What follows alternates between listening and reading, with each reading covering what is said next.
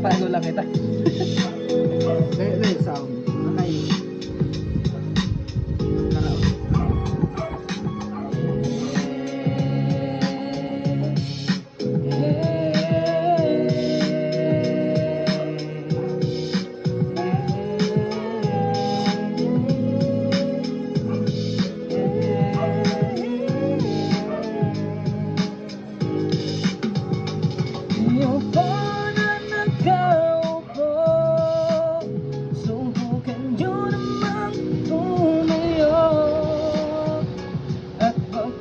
Matanaw at magkamapanaw ninyo ang tunay na kalagayan ko.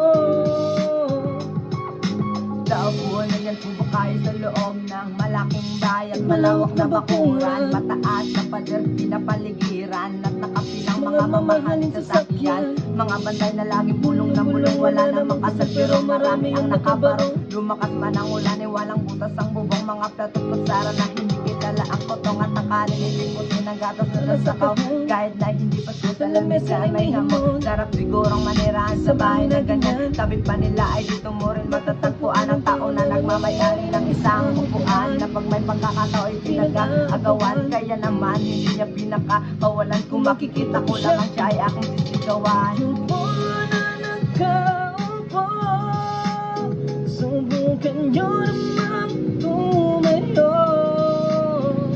at baka matanaw at baka matanaw ninyo ang tunay na kalagayan ko.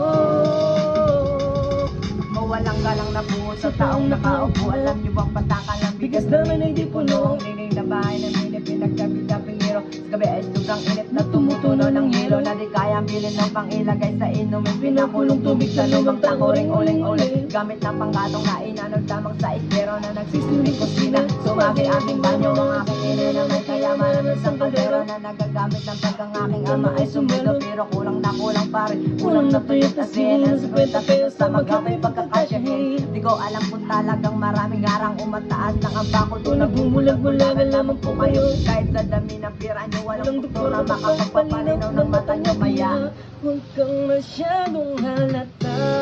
Bato sa langit ang matang